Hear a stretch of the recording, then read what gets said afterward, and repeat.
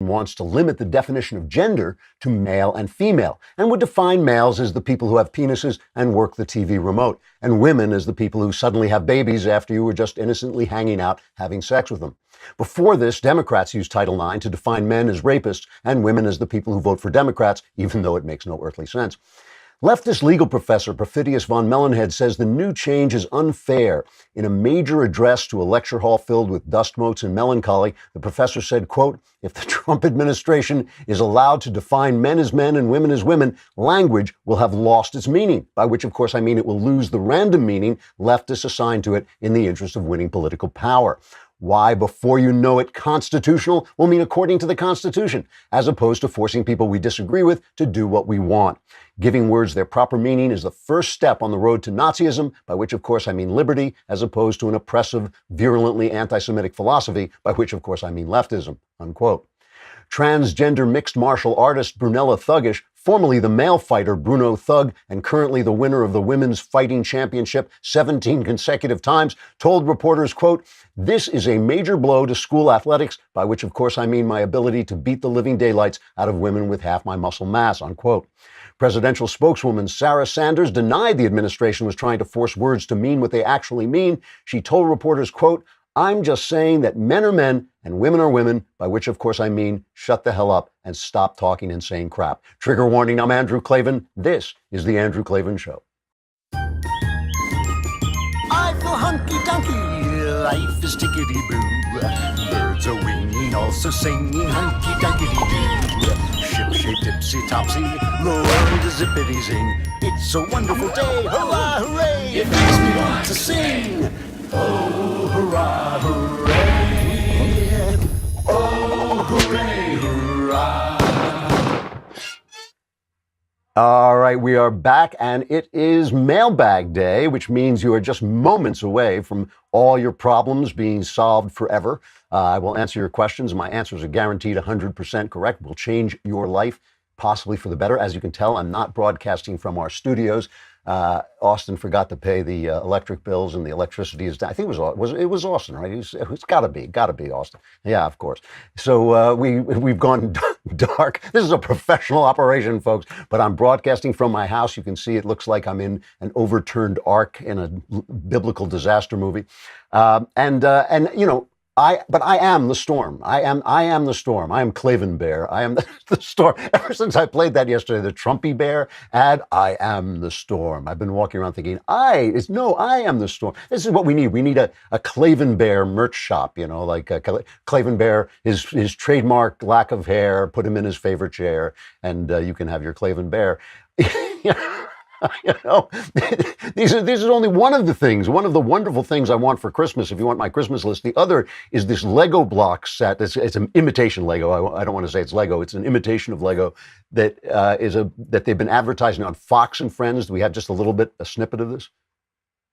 Take a look at this. A conservative company, Keep and Bear, introducing a new line of toys, encouraging kids to build the wall with MAGA building blocks. The set comes with a President Trump figurine and a Make America Great Again hard hat. That's interesting.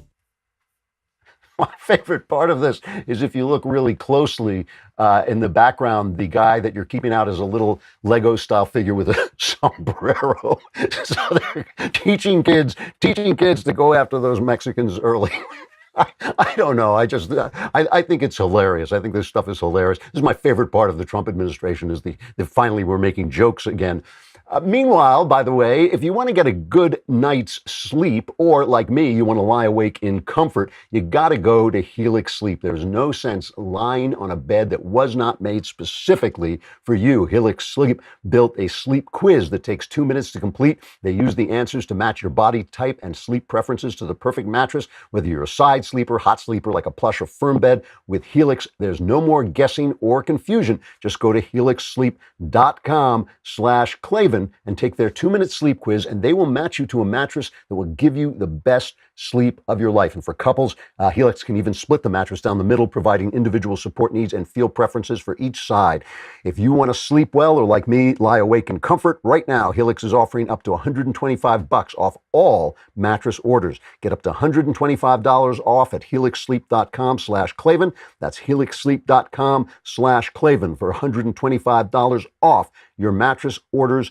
helixsleep.com/Klavan. I have the pillow. It is an incredibly comfortable pillow, and I lie awake asking myself the big questions like, how do you spell Klavan? It's Klavan. No E's in Klavan. I just make it look this easy. You know, I have to tell you, as I watch the news unfold, as I watch our culture unfold, more importantly, everything the left does, tries to do, says they're going to do, causes the opposite effect of what they think they're going to do. They call for diversity and they end up with segregation. They call for strong feminist women, and women wind up, the feminist women wind up, these quivering little weaklings complaining about every little thing. And they say, oh, women should be appreciated for their minds, and they wind up wearing vagina hats where their brains are supposed to be. And of course, they call for equality and they go for socialism, which creates this powerful elite and puts everybody else in poverty. Nothing is more divisive and unequal than socialism. And the reason for this is, in their care for the underdog, which I support, I believe in looking out for the underdog, but in their care for the underdog, instead of trying to lift up the underdog, they're always trying to pull down the stronger person, and that is a recipe for disaster, right? So if things are tilted toward whites, instead of saying, oh, we're going to lift up blacks, what they say is, we're going to tear down whites, we're going to bar the whites from this, and we're going to tell them they can't do this, we're going to cut down on the number of whites. What do? You just reinstitutionalize racism, and eventually whites are going to say, oh, well, if racism is okay, I'm in. I'll be in favor of whites then.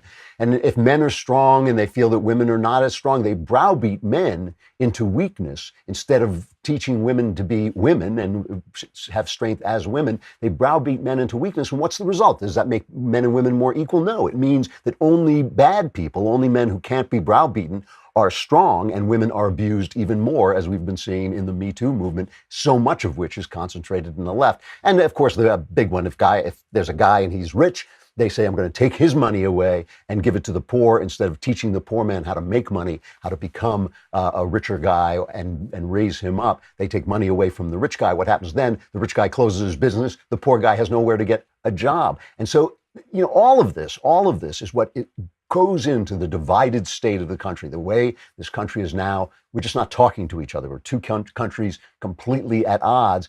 And they think, oh, well, you know, we've monopolized the academy. We won't let in conservatives to teach. They won't even let Ben in to talk half the time. They've monopolized the academy. They have completely monopolized the news media. The news media is absurd. And this is going to somehow force us all together, Hollywood, all the comedians, all of this stuff. This is somehow going to force us together to all become leftists. No, instead, it makes us hate one another. There's an exclusive poll out that the Washington Examiner got an exclusive on. Paul Bedard was writing the article there. He says nearly 3/4 of the country believes that the media is dividing Americans along political, racial, and gender lines. This is a stunning condemnation of the press in a new national survey from Zogby Analytics poll. It said that the media bias is sparking hate and misunderstanding. And while Americans also blame President Trump for dividing voters, the survey analysis said the media is worse. Those surveyed felt the mainstream media spreads hate and misunderstanding, and also felt that President Trump is responsible for the spread of hate and misunderstanding. But more voters overall and in more subgroups blame the media slightly more. And you can see this. You can see this every day, especially as the way they are covering. I mean, it is absurd the way they're covering this recount in Florida, and they hammer any Republican who says, oh, there's fraud. I mean, there's obviously in Broward County, there's obviously incompetence, at least incompetence. And, you know, they're reporting that the woman, this, what's her name? Brenda Sykes, I can't remember what her name is. They're reporting that she is actually not, you know, she couldn't possibly be unfair to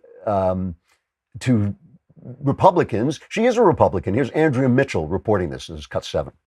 And we should also point out that Brenda Snipes in Broward County is a Republican appointed by former then Governor Jeb Bush. So she was put in by a Republican governor, after the mess that we all remember from 2000. And she's hardly a Democratic official or someone doing the bidding of the Democratic candidates there. Hank, fake news. It's fake news. She's a Democrat. She's a Democrat partisan, clearly a partisan. Jeb Bush himself, who appointed her after the mess up on the Bush-Gore campaign when they had to do that recount, he appointed her to say, oh, we're going to be all bipartisan here. Even he has called for her firing. She has messed up so badly. So anytime Trump says, oh, there's a problem here, they say, well, he's speaking without proof. But when the other side says something, when the Democrats say something, Andrew Gillum, for instance, well, let's play what Andrew Gillum said about this election. He's the guy who lost the governor's race. And so the task at our hand right now is to make sure that we show up and we show out in this process and let these folks know that we are not going to be ignored. We're not going to be hushed. We're not going to be set to the side. We're not going to be told that we don't have a seat at the table. We're going to pull up our own folding chair if we got to. We'll bring our own table if we must. But we're going to do our job to make sure that this process works for all of us. Unbelievable. So when we say there might be fraud, there's no proof, it's conspiracy theory, we're undermining America's faith in our democratic institutions. But when he says it, suddenly it's a civil rights campaign. It's because he's being hushed. Who's hushing him? Where's the evidence that anybody's hushing him? If he's being hushed, how come we're hearing him from him? It's utterly ridiculous. And this is what divides us. This is what causes people to have conspiracy theories when they can't trust the information they're getting.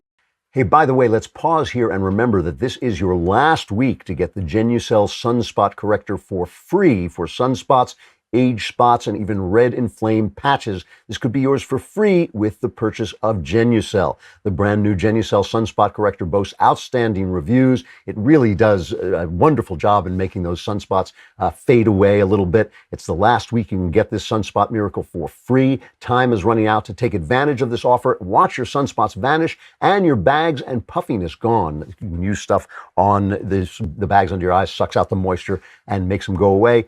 And for results in as little as 12 hours, the Genucel Immediate Effects is also yours free. Here's how you get it. Text EYES1, EYES1 to 77453 to get the Genucel Sunspot Corrector free with your order. Don't miss out on this incredible offer. Order now, and as a bonus, receive Chamonix Luxury Microdermabrasion also free. Rejuvenate and unclog pores for instantly radiant baby soft skin. Just text EYES1. EYES1 to 77453, and you'll get the Genucel Sunspot Corrector free with your order. This, of course, it's not just the news media, it is also social media. And here is a story that is unbelievable, but it tells you this is how the left, everything they do turns out the opposite. They think they're going to silence hate speech, but they just spread the hate by demonizing the other side. There's this guy, Palmer Luckey. He's the guy who founded Oculus. Those are those things you wear that give you three-dimensional games and all this stuff. And Oculus was acquired by Facebook in 2014. And last year, Facebook fired Palmer Luckey, and they say it had nothing to do with the $10,000 donation he made to a pro-Trump group. But Mark Zuckerberg, obviously the CEO of Facebook, Mark Zuckerberg, hatched a plan that was supposed to rehabilitate him because he needed to be rehabilitated for the evil of voting for Trump. So he told Luckey, what you got to do is you got to say you're a libertarian, because you can get away with being a libertarian in Silicon Valley, not a conservative, but a libertarian you can get away with. So he said, you can go out and say you're voting for Gary. The problem was that Mr. Luckey read The Art of the Deal by Donald Trump when he was 13, and that's why he became an entrepreneur. So ultimately, they couldn't rehabilitate the guy, and they fire him. And this, of course, comes on the heels of Google firing James Damore for saying men and women are different, and that may be the reason they have different, they show up for tech jobs in a different way, and there are fewer women in tech. Facebook, here's the thing, Facebook is having a bad year, and according to the Wall Street Journal, it's taking a toll on employee morale, with several key measures of internal sentiment taking a sharp turn for the worse over the past year. The stock price is plunging. There's leadership turmoil, critical media coverage, and just over half of employees said they were optimistic about Facebook's future. Now, this is like This is amazing because the whole thing about Silicon Valley is you're supposed to feel that your company is changing the world. It's not just a communication tool. It's actually going to change the entire world. So now Facebook is thinking, are we the baddies? Are we the bad guys? You know, maybe so, maybe so. When you silence people and call it hate speech and decree that anything that disagrees with you is hate speech, you don't end hate, you spread hate. It's always the opposite of what they expect. You know, Kat Timpf, this story really got me because we all know these people are getting harassed and attacked. Anybody who's a conservative is getting harassed and attacked in restaurants and things. But Kat Timpf, if you've ever met her, she's just this tiny little thing, and she's a kind of a cute, funny presence on the Greg Gutfeld show. And she walks into a bar and she told this story about what happened to her. Yeah, over the weekend, I was at a bar and a girl she realized I worked at Fox News, started screaming at me, telling me to get out. I tried to move to a different area of the bar. She kept screaming at me, telling me to get out. Kept trying to say, like, what did I say that you had a problem with? Or maybe I thought it was one of my views that was so offensive. She said it doesn't matter. I don't think she knew a single thing that I ever said on TV. She just knew where I worked. And that was enough for me to be run out of the bar. Because if you're Fox News, I mean, who has demonized Fox News? Who has gone out of their way to make Fox News just a byword for something is wrong? They don't even have to argue with it if it's on Fox News. They just roll their eyes and say, oh, well, it's Fox News. It's Fox News. I mean, that's how one of the ways they have silenced conservative voices is just by demonizing anybody who dares to take that tack. So now you get this girl going in. I mean, she weighs, you know, she's 5'0". You get this girl going into a bar. She's being chased out of bars. And what kind of mindset, how toxic does your mind have to be before you do that? So by silencing hate speech, they're in fact spreading hate. And this is the thing, it's always the opposite of what they want. And you know, Google's got a problem because now these guys are in their face. They've got these politicized workers who are trying to work their way up. Holman Jenkins writes about this in the Wall Street Journal. He says Google protests within the organization have been led by a group calling itself the Tech Workers Coalition, whose avowed purposes are ideological rather than strictly work-related. They want politics to be in control of business. That includes deciding which products and services will be developed. And the goal is power. A particular and immediate menace to Google's top leadership is a sexual Puritanism in the workplace that appears to be adopted mainly as a broom to sweep middle-aged white men out of the company. In other words, if you're a middle-aged white man, you are going to be charged with sexual malpractice and sexual malfeasance, and you're swept out of the company. And the minute you're gone, the minute the white men are gone, that charge is not going to happen. This is what happens. You know, it's like you think you're going to bring everybody together by silencing the opposition, but in fact, you just make the opposition worse. And in fact, you start to eat each other. Same thing applies to sex. And this is like, if you see, this is in the Atlantic. There is I think just a cover article on the Atlantic that people have stopped having sex. And there's a sex drought going on, a sex recession. And this is an amazing thing, right? Because if you remember the times that I grew up in, suddenly we were going to have sexual paradise. All the rules were gone. All we were going to do is have sex. We weren't even going to have to think. We weren't even going to have relationships. We're just going to hook up. And now we have the technologies to hook up, and nothing is wrong. It doesn't matter what kind of sex you have. You declare you're a man. You declare you're a woman. Whatever you want to do, it's all fine. You would think people would be having sex until they couldn't think straight. Instead, it stops. And she writes in the New Yorker, this is Kate Julian, she writes, many experts attribute the sex decline to a decline in couplehood among young people. Why? Because when people are couples, they have sex more. Married people have sex more than unmarried people. She says for a quarter century, fewer people have been marrying, and those who do have been marrying later. And at first, many observers figured the decline in marriage would be matched by an increase in just cohabitating, but it wasn't. There wasn't enough to do it. People have stopped having relationships. She says, over the course of many conversations with sex researchers, psychologists, economists, sociologists, therapists, sex educators, and young adults, I heard many other theories about what I have come to think of as the sex recession. Now listen carefully and see if you can hear the missing word here. See if you can hear the missing word. Here's why experts told her they weren't having sex. I was told it might be a consequence of the hookup culture, of crushing economic pressures, of surging anxiety rates, of psychological frailty, of widespread antidepressant use, of streaming television, of environmental estrogens leaked by plastics, of dropping testosterone levels, of digital porn, of the vibrator's golden age, of dating apps, of option paralysis, of helicopter parents, of careerism, of smartphones, of the news cycle, of information overload generally, of sleep deprivation, of obesity. Think, what's the missing word? The missing word is feminism. The missing word is feminism. Feminism, which is a synonym for good on the left, good for women, cannot be to blame for anything. Couldn't be to blame for kids getting too fat because their moms aren't home to give them the love they need. Couldn't be to blame for that. Couldn't be to blame for the fact that people don't want to have sex. You know, why do people have sex? You know, the thing is, we've been sold this idea, especially about men, that men are just a peg looking for a hole. You know, that's all a man is. A man, all we want is to have sex all the time. That's all the only thing on a man's mind. I know the only thing on a man's mind. It's been going on for a long time, that attitude about men. Men want to have sex with women. And if women aren't women, what's the point? You know, having sex with women is a costly proposition. You know, they want you to stay around. The old joke that you don't pay a prostitute to have sex with you, you pay her to leave. Well, you know, when you have sex with women, they want you to stay around. They want you to help raise their children. They want you to help, be an emotional support to them. Hey, it's great if you like women and if women are women. But if women are told that they're supposed to hate men, if they're told they're not supposed to be women, that they're not supposed to be feminine, it starts to be a costly proposition. Everything they do winds up the opposite of what it's supposed to do. So we were supposed to be sexually free. Feminism was supposed to make women strong. Instead, all they've done is drive us apart. All they do is drive us apart. And if you can drive men and women apart, you're really working overtime. You're really getting it done. I got to tell you, it is hard to pick the most insane story of the year in an insane political year like this one. But this has got to be close. This has got to be up there in the finals for the insane story. You want to talk about things accomplishing the opposite of what they're supposed to accomplish.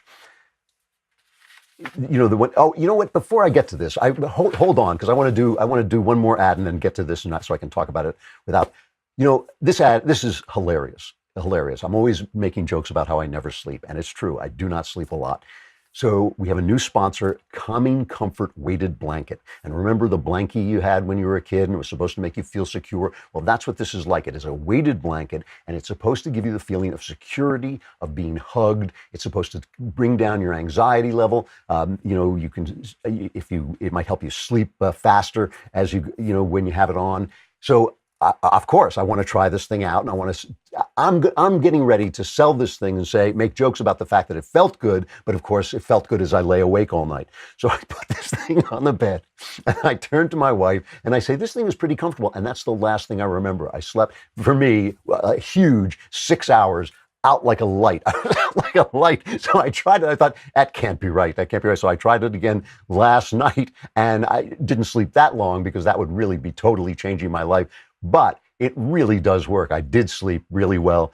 It makes you feel calmer. It makes you feel supported. And it makes you feel warmer, too, because it's getting a little cold out here. The Calming Comfort Weighted Blanket comes with a 90-day, anxiety-free, stress-free, best night's sleep of your life guarantee from Sharper Image. And right now, just for our listeners, you can go to calmingcomfortblanket.com, use promo code Klavan at checkout to receive 15% off the displayed price. Again, that's calmingcomfortblanket.com, promo code Klavan. And because you can't put a price on a great night's sleep, go online now at calmingcomfortblanket.com and use promo code Klavan for your special discount today. You'll be so comfortable you won't even care how they spell Klavan, but it's Klavan, just in case you want to know. Have to tell you the story before we get to the mailbag. So unbelievable. This is written by Joy Pullman at The Federalist. A Florida school district allowed a self-described transgender female student regular access to the boys' locker room with no advance warning to the boys or their parents. So this is a girl who thinks she's a boy, right? And they let her in the boys' locker room. And the first time she walked in, she caught the boys literally with their pants down, and they were embarrassed, right? And they didn't like it. So the school put a gag order forbidding teachers from talking about the change, and they they're making the world safer for people, right? This is what they're doing. They're making the world safer for transgender people.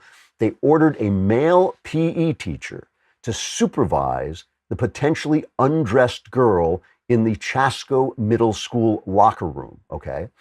And when the male PE teacher refused to knowingly place himself in a position to observe a minor female in the nude or otherwise in a state of undress, administrators told him he will be transferred to another school as discipline for not doing your job in the locker room. So an adult male refuses to look at a minor girl getting undressed because she says she's a boy, and he is being punished. And in an email, an administrator initially threatened to put the male coach on administrative leave, telling him that refusing to supervise a potentially naked female student would not be tolerated. Insane.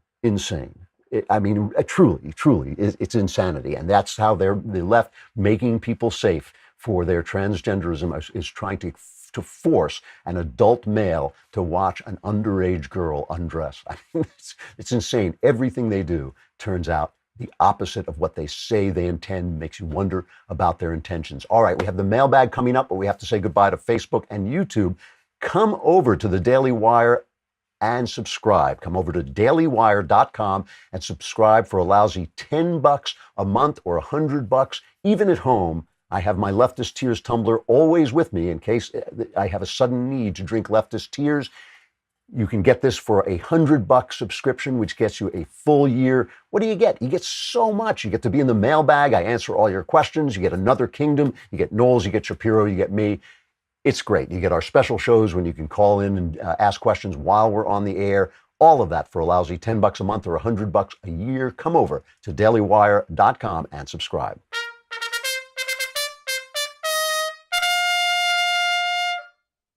Ah, the Leftist Tears. They taste so good. Mailbag.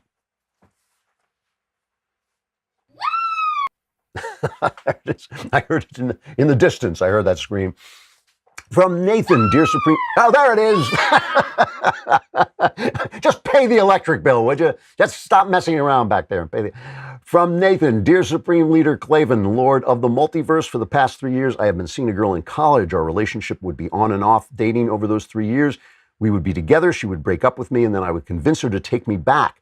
This happened for 2.5 to 3 years in college. Her parents recently divorced, and this opened her eyes to her father's mental abuse and lack of care towards her. She broke up with me a little before we both graduated college again, and I finally told myself I was done trying to bring her back, and I just wanted to move on. Then she came back to me and seems to have changed and has realized a lot of her deep-seated issues. She wants us to get back together and make things work.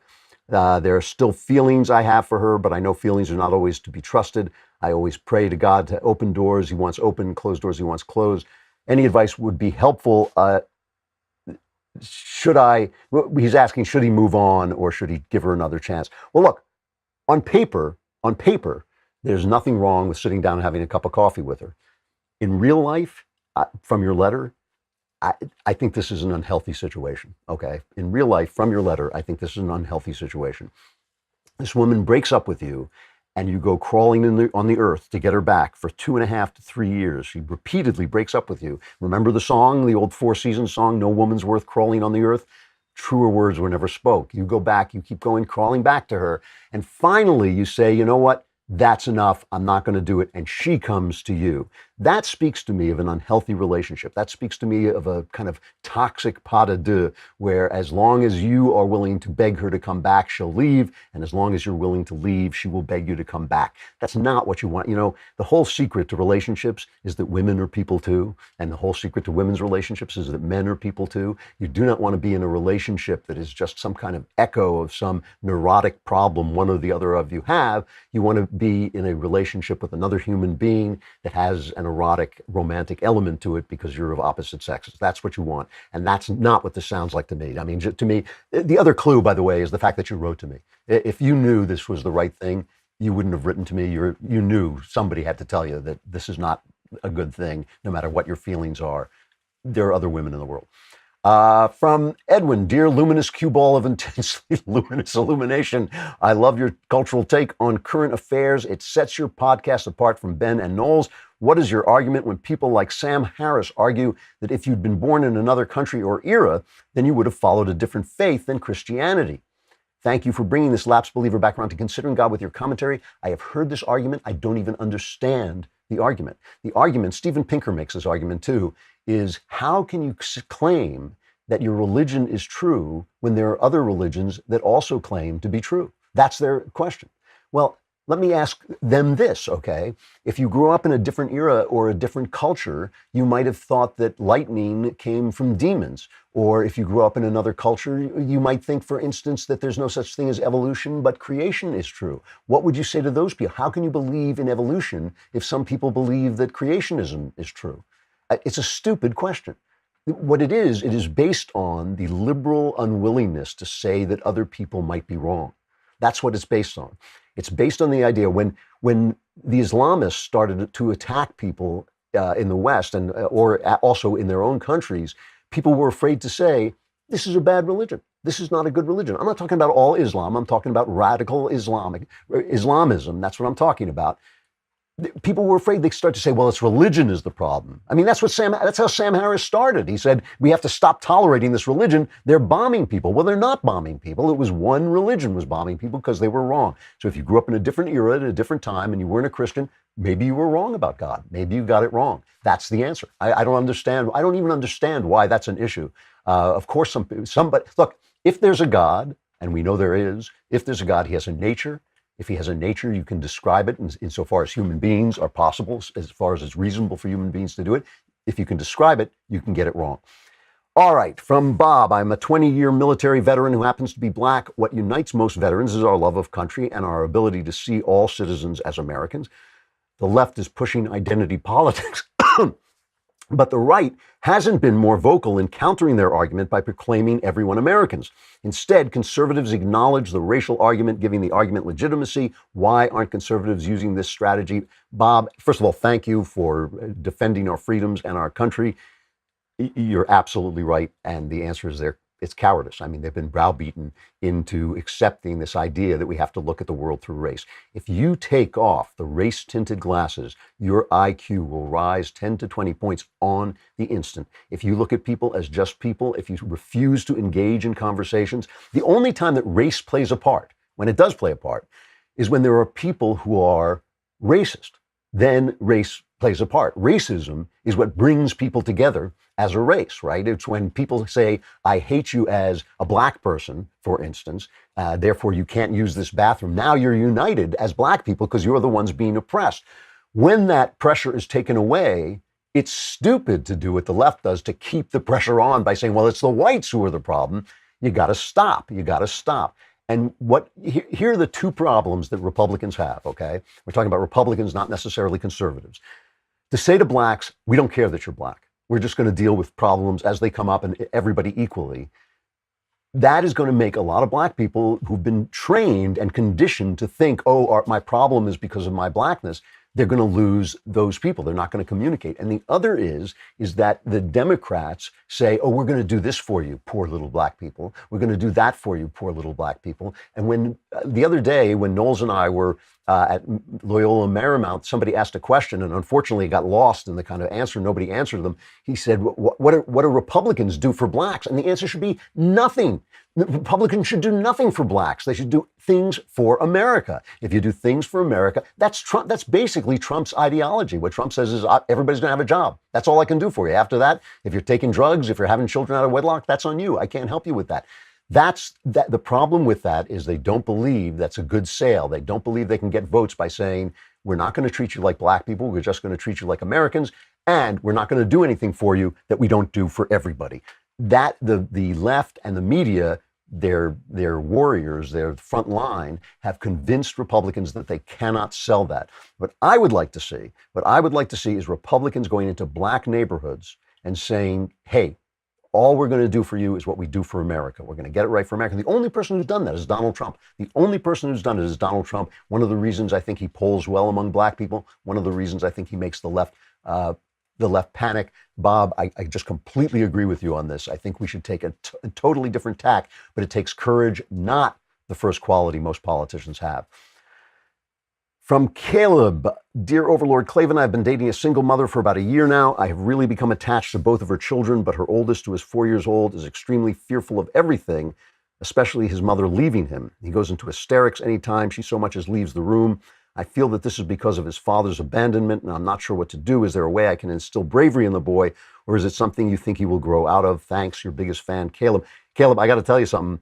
First things first, if you want to be a part of this boy's life, you got to marry mom. If you're not going to marry mom, don't become part of the boy's life. The last thing he needs is another guy swanning through, pretending to be dad for a year, and then taking off when things don't work out. You got to marry. You want to be part of this guy's life, this little guy's life. You want to do something for him. You got to marry this girl. You got to be there and be dad. Once you're dad, that's the first thing, because if you're not going to do that, you just shouldn't be part of his life, right? You know, it's one thing to go out and have a date with her somewhere where he can't see you, but once you're going to be part of this guy's life, you got to stay. You got to stay. The way you stay is you get married. Once you're there, then you don't instill bravery in the boy. You simply teach him that he can trust you, that you're not going anywhere, that you're going to be there. You model courage for him. You don't have to say anything. You don't have to scold him. You don't have to wag your finger at him. You don't have to push him. You throw him out in the water to see if he sinks or floats. You don't have to do any of that stuff. Just take him with you on your, whatever it is, guy thing that you do. Just make sure he's by your side, and then he will learn. He'll learn to be like you. If you're there, if he can trust you to be there. Do not get into this kid's life and then walk away, because that's the worst thing you can do. Marry her. From David, dear Mr. Clavin, I'm a high school student in desperate need of your help. I often find myself engaged in confrontational interactions with people who make left-wing arguments or outlandish statements that are devoid of facts. I feel compelled to dismantle their arguments, and this often leads to personal attacks from both parties. This has gotten me in trouble at school, at home, and I recently harshly insulted a friend during the debate about Darwinism. I feel a need to prove everyone wrong, and I am constantly arguing with others, and everyone around me is beginning to despise me. What do I do? Well, you got a problem, pal, and the problem is not politics. The problem is you and your relationship with other people. Listen, politics is not the most important thing in the world. Relationships with other people are far more important. Love is far more important. You're not treating people in a loving way. You're not listening to them. You're so, I remember when I first kind of switched over to conservatism, I saw this new thing that I hadn't seen before, and I couldn't unsee it, and I wanted to share it with everybody, and I lost some friends, and it was my fault. It wasn't that I was yelling at them, but I just couldn't shut up when they didn't want to talk about it. What I would do, I would do two things. One, I would stop. I would stop talking politics. If you can't stop talking politics, I'd get yourself some counseling, because that's not a political problem. That's a psychological problem. You have a problem with rage. You have a problem with the way you relate to other people. I would get some counseling for that, because that's a problem. You got to stop. Then I would also find some like-minded people that you can express yourself with in a more friendly way. Maybe join a Republican club, a political club, hang out with people, or start a political club so you can hang out with people who agree with you and talk to them. Because this is a problem, but it's not a political problem. You should be able to talk to people about politics in a polite, respectful way, if they're not attacking you, if they're not obviously shouting and screaming at you. But you should not be arguing, insulting your friends over Darwinism. It's absurd, and it's a problem that you have. It's a psychological problem, so leave the politics out of it. It's kind of like alcohol. If you can't handle alcohol, don't drink. If you can't handle politics, don't talk about politics. If you want to talk about politics, find some people who are like you and talk to them about it. All right. From Julie, dear Andrew, I have been a listener to your show for quite a while, but too cheap to subscribe. That changed when you recommended the Terror television series, because I loved the book. As someone who loves to read, I'm always looking for my next book. What are some overlooked classics which you might recommend? Something along the lines of where you finished it and you thought to yourself, wow, why is this not more well known? I enjoy a wide range from Dante to Dashiell Hammett, so anything goes. Thank you and God bless. You could ask me this question every week and I would come up with a different answer. There's so many books that fit that bill. But the one that springs to mind that not enough people read, especially in America, but even in England, is Trollope. If you've never read Anthony Trollope, he is the grown-up Dickens. He's also the conservative Dickens. Nobody is as great a prose stylist as Dickens. Nobody could create the larger-than-life characters that Dickens created. But if you want an actual great, if you want actual great novels about what it was actually like to live in Victorian England, Trollope is the guy. It's much more realistic, much more hard bitten, but also filled with humor and life and love. And the one I loved was the Barchester series. It begins with The Warden. This is one of his shorter books. Goes into Barchester Towers, probably his famous book. Then the one I think it's the fifth one in the series. I think there are about 5 books in the series, and I'm talking from memory, but I think it's called The Small House at Allington.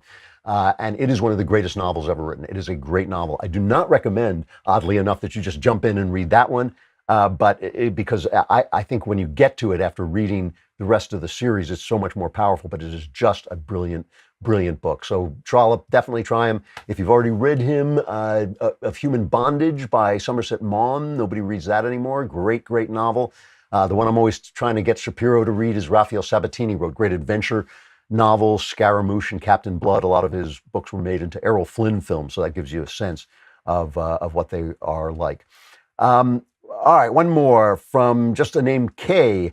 To the Grand Crusader, Justicar Clavin, High Lord of the West Coast, leader of the dreaded tear drinkers, he of the multitudinous titles, the immortal vanquisher of gnolls, and greatest of the faithful servants of the Daily Wire, God King.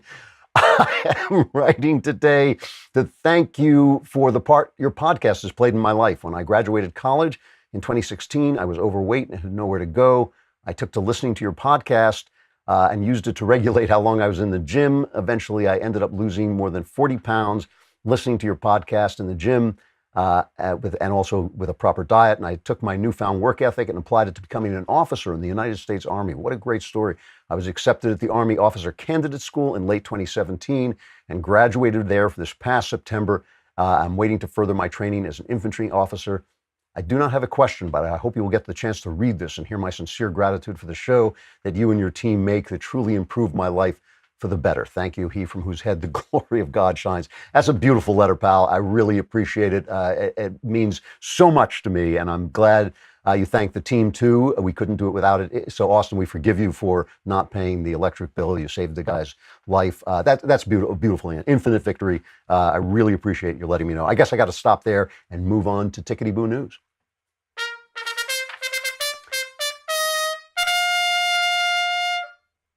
I have to do this quickly because we're out of time, but I got to show you the best pundit ever. If you haven't seen this guy on the BBC, Shapiro and I are always talking about how silly it is that people make predictions for the future. And we talk about the fact that the smartest thing you can do as a pundit is to predict make some outlandish prediction of the future, because if you're wrong, everyone will forget, and if you're right, everyone will think you're a genius. And people do this all the time. Some sportscasters, that's their entire career, is just predicting that the underdog will win, and when he finally wins, he points to himself and who has 2 thumbs and got that right, me, and this is true of the pollsters. When they're right, they're geniuses, and nobody remembers when they're wrong, and it's just an amazing thing to do. That's why this guy is my hero. Here is a pundit on the BBC being asked about Brexit and what's going to happen next. So, where are we in all of this Brexit process? You know what? People like me are paid, aren't we, to have insight and foresight and hindsight about these things and to be able to project where we're going to go. To be quite honest, looking at things right now, I haven't got the foggiest idea what is going to happen in the coming weeks. Is the Prime Minister going to get a deal with the EU? Don't know. Is she going to be able to get it through the Commons? Don't know about that either. I think you might as well get Mr. Blobby back on to offer his analysis, because frankly I suspect his is now as good as mine. That guy's my hero. I can only aspire to be a pundit of that much sagacity and wisdom. I don't know. Get Mr. Blobby. That's the answer. It's just brilliant. We should all say that every day because it's the only thing that's true. All right. Hopefully, what do you think, guys? We're going to be back in studio tomorrow, back in our fake studio. If Austin pays the bill, we will get there, and we can only get back to our fake studio and then eventually claw our way back to our real studio. But we will keep on trying. I'm Andrew Klavan. This is the Andrew Klavan Show.